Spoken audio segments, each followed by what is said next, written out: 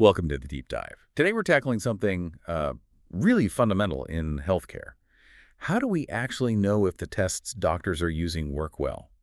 And maybe even more importantly, the massive role data plays in all this, evaluating tests, driving better care for you, for your family. Yeah. Think of it like a peek behind the curtain, seeing how healthcare tries to get diagnostics right and improve quality. Exactly. It's about how the professionals figure out a test's real value, and they pull information from, well, all over the place.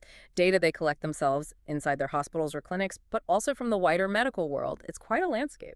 Right. So our goal today is to unpack some of those key ideas like sensitivity, specificity terms you might hear.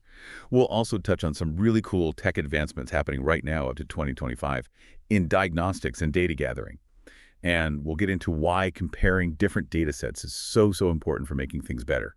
Basically, our mission here is to give you a clear handle on how tests get evaluated and how data fuels quality healthcare without, drowning you in jargon.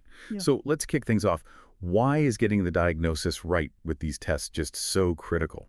Well, fundamentally, an accurate diagnosis is the absolute starting point for any effective treatment. If a test gets it wrong, says you have something you don't, or misses something you do, the ripple effects can be pretty significant. How so? You could end up getting treatments you don't need, right, which brings its own risks, side effects, costs.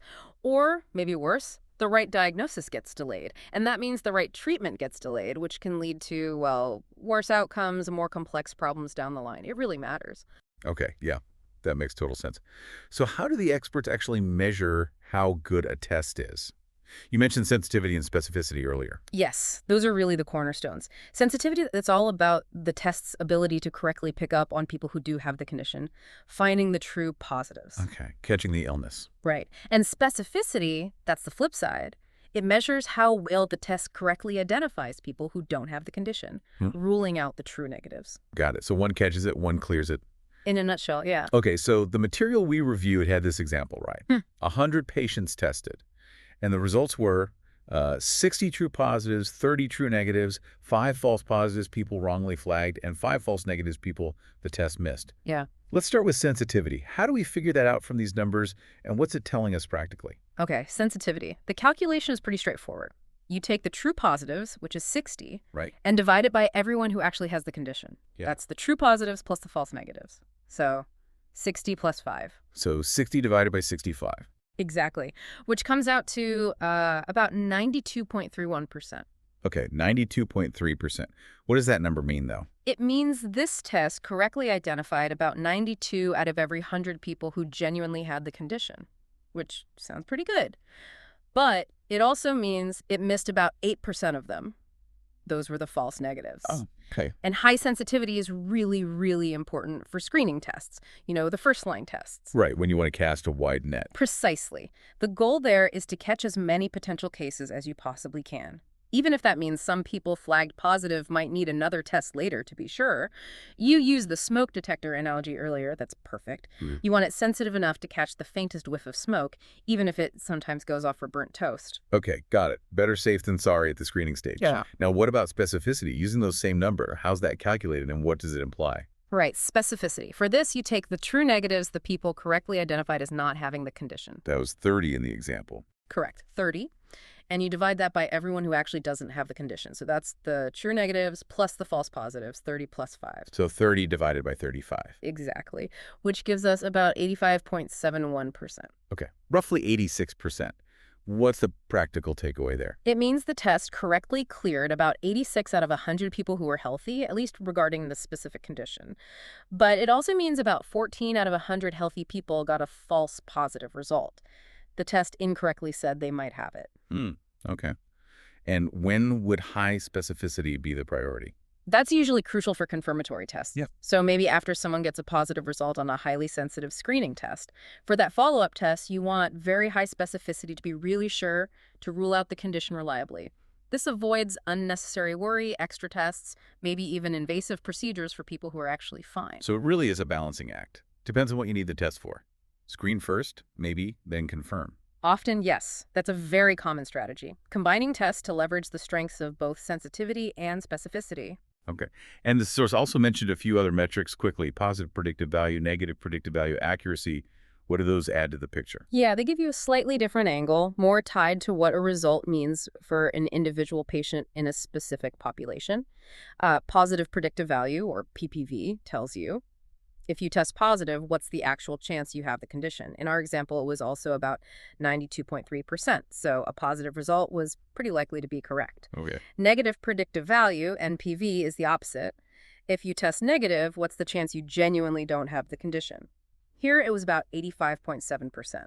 So a negative result was fairly reliable, but not quite as certain as the positive one in this case. I see. And accuracy is just the simplest one. What percentage of all tests gave the right answer, positive or negative?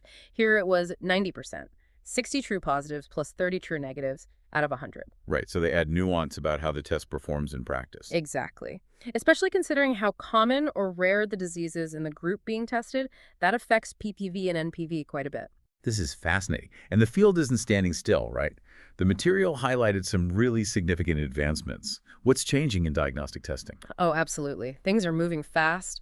One huge area is machine learning and AI. AI algorithms are getting incredibly good at analyzing complex medical data. Think medical images like X-rays or scans, genomic sequences, even unstructured notes in electronic health records. Wow. So AI reading scans. Essentially, yes. And with remarkable results sometimes. There was a 2023 Lancet study, for example, on using AI for breast cancer detection. It reported algorithms achieving over 95% sensitivity and specificity in some settings. Imagine that level of precision applied widely. 95% on both. That's Incredible. yeah. Huge potential for earlier detection, better treatment plans. Definitely. Another big trend is point-of-care testing, POCT. Like the rapid COVID tests. Exactly like that. Tests you can do quickly, easily, right there in the clinic, the pharmacy, even at home.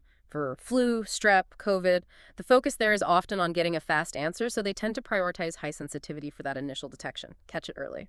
Even if it means maybe a few more false positives initially. Potentially, yes.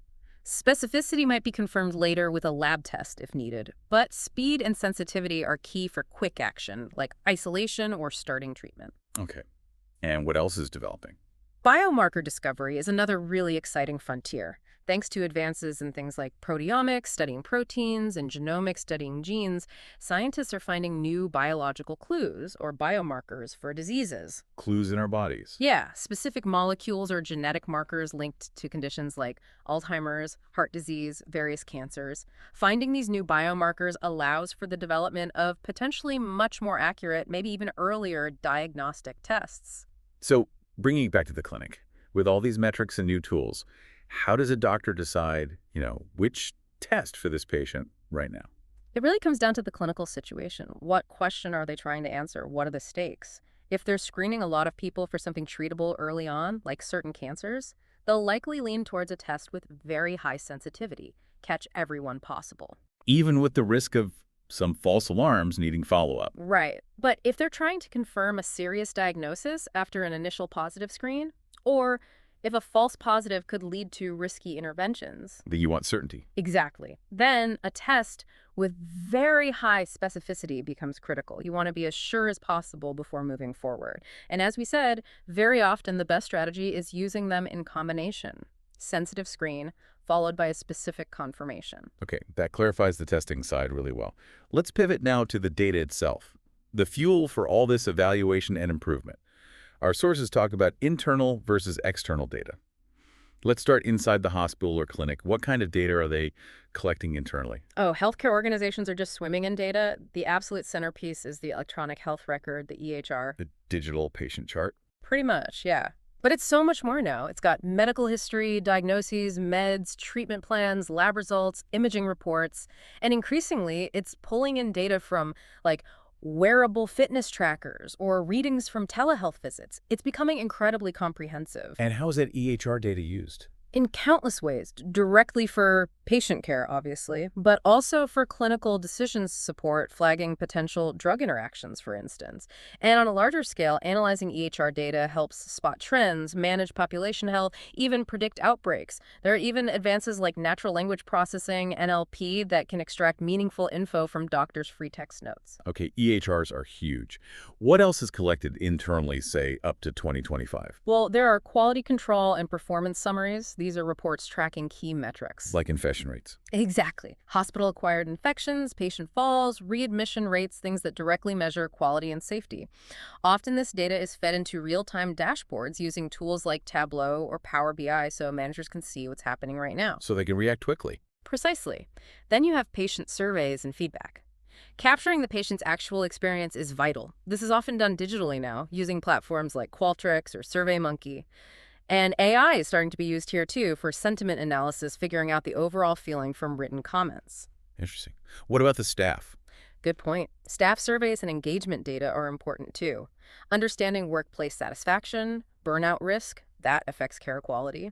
Some places are even exploring wearables for staff to anonymously monitor stress indicators, aiming to improve the work environment. Wow, okay. What else? Direct observation and audits are still key.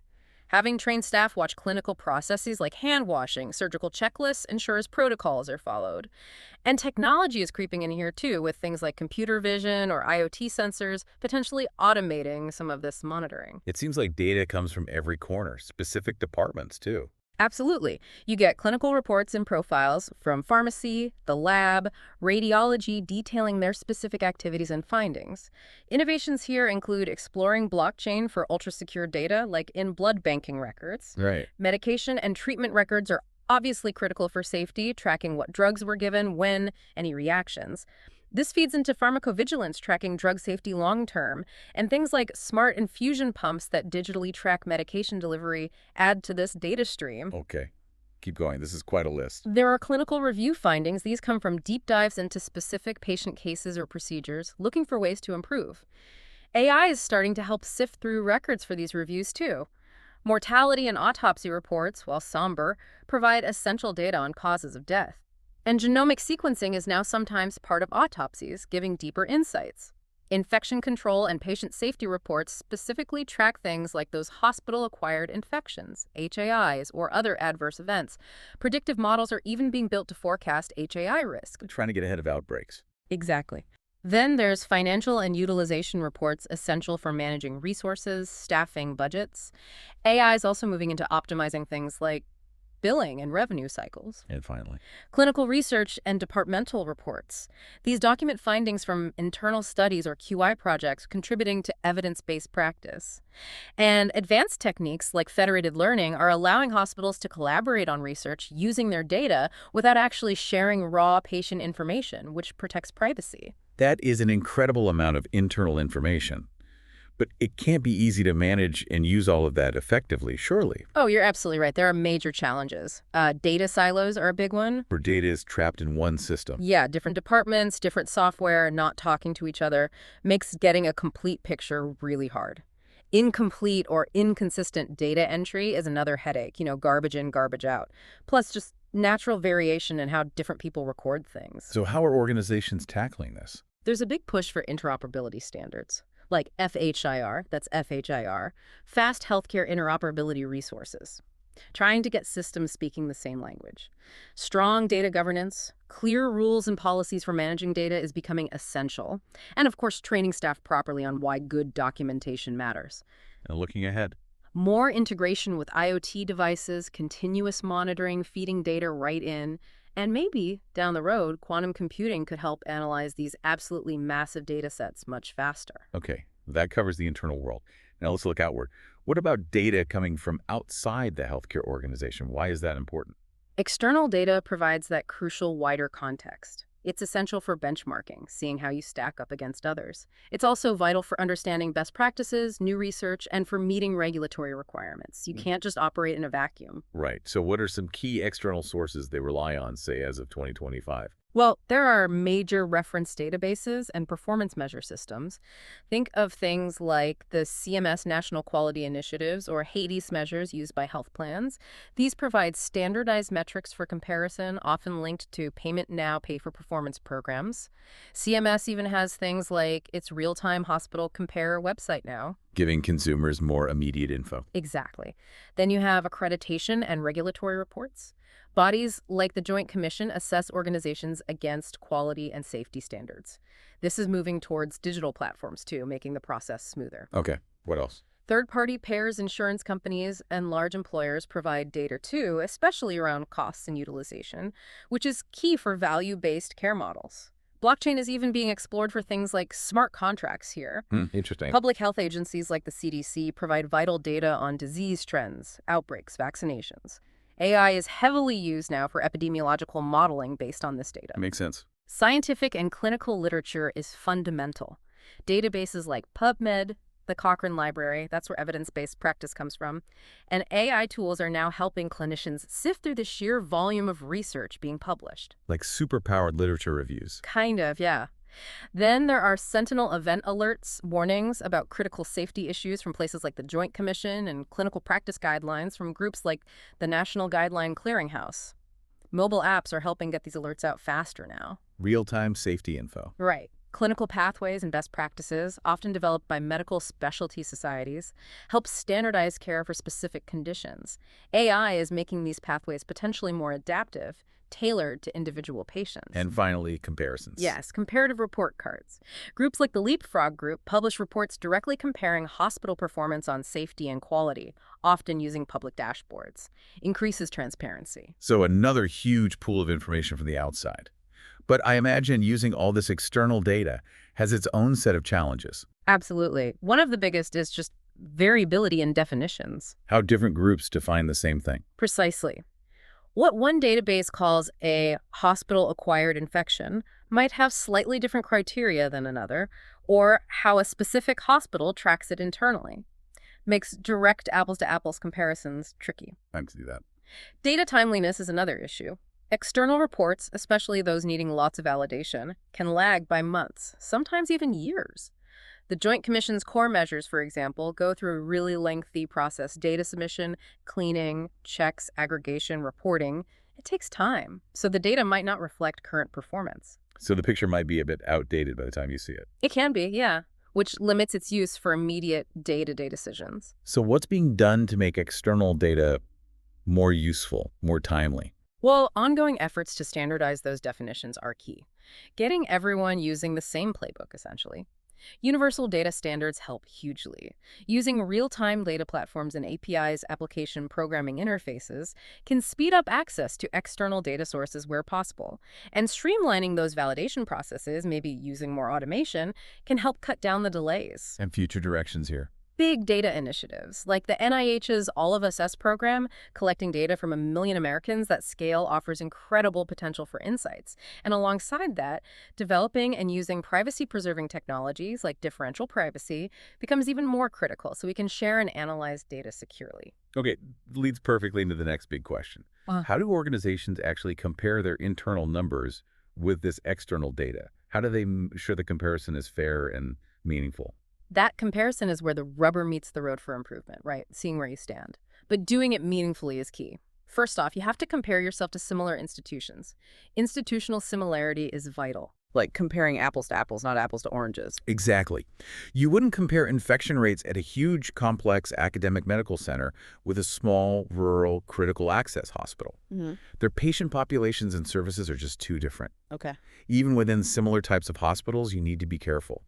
Comparing a general medical surgical unit to, say, a specialized psychiatric unit within the same hospital might not make sense for certain metrics. So how do you account for those differences? The main tools are using risk-adjusted metrics, statistics that mathematically account for differences in patient age, severity of illness, other health conditions, and comparing against carefully chosen peer groups. Hospitals that are truly similar in size, scope, and patient mix. Got it. Adjust for the differences. What about just looking at the raw number of events? Like, we had 5 falls this month. Is that useful for comparison? Not really, no. Absolute numbers alone can be very misleading if the scale is different. Scale meaning number of patients. Yeah, or patient activity. Let's take that fall example from the sources. Unit A has 5 falls with 150 patients. Unit B also has 5 falls, but with only 100 patients. Same number of falls, but Unit B seems riskier intuitively. Right, so you need to calculate a rate. Falls per patient, maybe. But even better is often falls per patient day. That accounts for how long patients stay. Because a patient who stays longer has more opportunity to fall. Exactly. So the example calculated falls per 100 patient days. Unit A might have had 1.11 falls per 100 patient days, while Unit B had 2.5 falls per 100 patient days. Okay, now that's a clear difference, even though the raw number was the same. Precisely. Rate-based comparisons, especially adjusted for patient days or other exposure measures, give a much truer picture of performance. So context and the right math are crucial. Any other big factors when comparing internal and external data? Definitely. Data quality is always paramount. You need Yeah. to trust both your internal numbers and the external benchmark data. If either is flawed, the comparison is meaningless. Garbage in, garbage out again. Yep. Understanding context is also vital. Are there unique things about your patient population, your staffing, your local community health issues that might explain why your numbers differ from the benchmark? It's not always about being better or worse. Sometimes it's just different circumstances. Right. And finally, think about statistical significance. Is a small difference between your rate and the benchmark actually meaningful, or could it just be random variation, normal fluctuation? Don't overreact to tiny changes. Exactly. And advancements are helping here too. Things like predictive analytics getting better at identifying high-risk patients before they fall. That 2024 study showing a 30% fall reduction is impressive. Standardized reporting tools, like from the NDNQI for nursing quality, help ensure everyone measures things the same way. And wearables tracking patient mobility can provide even richer data for risk assessment. So, wrapping up this comparison piece, choose your peers carefully, use risk-adjusted rates, check your data quality, and understand the context. That's a great summary of the best practices for meaningful comparison. Okay, now let's shift to how all this data gets collected. What are the different approaches or methodologies? Right. Good data collection is the bedrock. Without reliable input, none of the analysis or comparison matters. We can think about collection timing, prospective, concurrent, and retrospective. Before, during, and after care. Pretty much. Prospective is collecting data before care happens, often for research or clinical trials.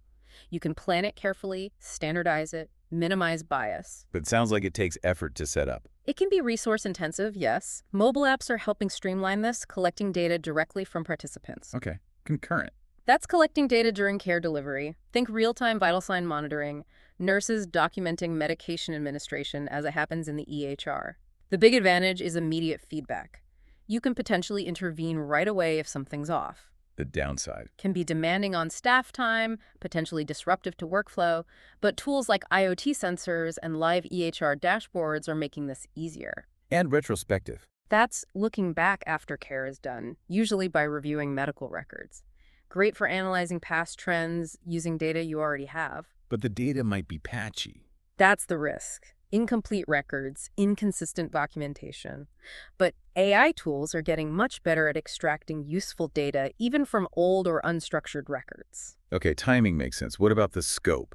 Collecting everything versus just specific things. Right, that's focused versus comprehensive collection. Focused collection targets specific issues, maybe high-risk areas, known problems, or things mandated by regulators, like those COTIs we mentioned. It often uses non-probability sampling.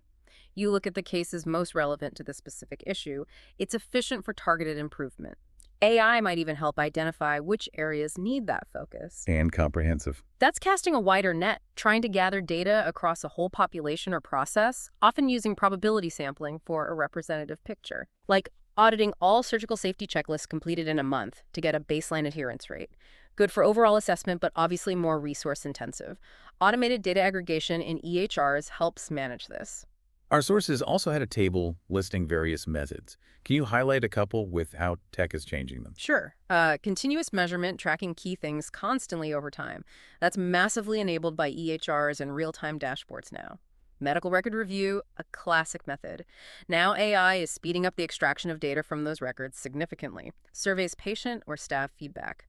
Moving from paper to secure online platforms makes distribution and analysis much faster. AI can even analyze open text comments for themes. Direct observation watching processes. Video monitoring or computer vision tools can sometimes augment or automate parts of this, improving consistency. So technology is really woven into data collection now. What are the absolute must-have tools? The EHR is number one, no question. Mobile and web platforms for surveys and direct data entry are crucial. Automated sensors, IoT devices for real-time physiological data, and increasingly AI and machine learning tools for analysis and extraction. And what are the golden rules, the best practices for doing data collection well? Standardization is key. Use the same definitions, the same protocols, everywhere. Leverage technology, automate way you can to reduce errors and burden. Engage stakeholders, clinicians, patients, make sure you're collecting data that's actually useful and that they understand why. And constantly monitor data quality audit, validate, ensure it's trustworthy. Any future tech on the horizon for collection? Maybe blockchain for super secure, verifiable data trails, quantum computing for analyzing the flood of data, even things like augmented reality glasses potentially helping clinicians capture data hands-free at the bedside. Fascinating possibilities. Okay, we've journeyed through evaluation, sources, comparison, collection. Let's bring it all home. How does all this data actually drive quality improvement?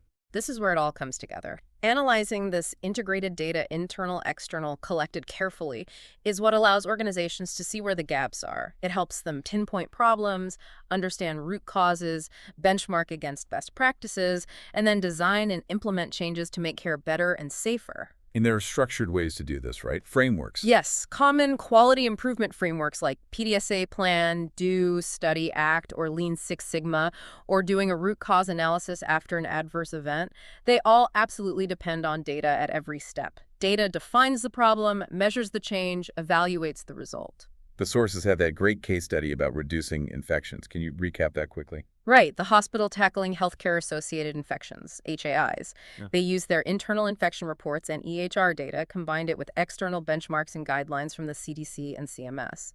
This analysis helps them target interventions like new hand hygiene campaigns, but also using AI-driven alerts in the EHR to prompt staff about specific precautions for high-risk patients. And the result? They tracked their HAI rates continuously after implementing the changes and saw a 25% reduction within 6 months, according to that 2024 study mentioned.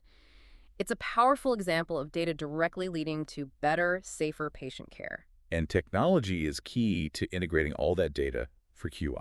Increasingly so. AI and predictive analytics spot risks early. Interoperability platforms using standards like FHIR help pull data together from different systems. And good data visualization tools make the insights clear and actionable for the QI teams. Of course, it's not always smooth sailing. Yeah. Challenges. Oh, sure. Data silos persist. Limited resources, time, staff, budget, sometimes resistance to change from staff. But the solutions involve breaking down those silos, investing in tools and training, and really engaging everyone in the process. And the future here, more data integration. Definitely. Think personalized medicine driven by individual patient data. Maybe even secure global data sharing networks to accelerate research and spread best practices faster, though privacy concerns are paramount there. Okay, one last crucial area. Yeah. The ethical and legal side of all this data use. Absolutely critical. Patient privacy is paramount, complying with regulations like IPA in the US or GDPR in Europe, ensuring confidentiality and security. Equity is another huge consideration. We need to be constantly vigilant that the data we collect and the algorithms we use don't perpetuate or worsen existing biases or health disparities. Transparency in how data is used is also key. And legal requirements. Compliance with regulations from CMS, the Joint Commission, state health departments, data security to prevent breaches, and potential liability if data misuse leads to harm. So what are the best practices to navigate this? Robust data governance policies are essential. Comprehensive staff training on privacy and ethics, using secure technologies and access controls. It has to be baked into everything they do with data. Well, this has been an incredibly thorough journey through evaluating tests and leveraging healthcare data. Can you just quickly distill the main takeaways for us? I think the key things are understanding test metrics like sensitivity and specificity is crucial. Healthcare organizations use a vast amount of both internal and external data. Comparing that data, meaningfully using rates, risk adjustment, considering context is vital for improvement. Data collection needs to be systematic and reliable. And ultimately, integrating and analyzing all this data is what powers the engine of continuous quality improvement, making care safer and more effective. And hopefully for you listening, knowing a bit more about these processes helps you feel more empowered, more informed as you navigate your own healthcare. Yeah, it really demystifies some of the work that goes on behind the scenes to ensure quality. So here's a final thought to leave you with. As we look ahead at technologies like truly personalized medicine fueled by our individual data, or maybe even globally shared health databases, what big questions does that raise for you? Questions about our privacy, about data security, about who controls and benefits from all this information. It's a complex future we're stepping into. Definitely something worth thinking more about. Thank you so much for joining us on The Deep Dive.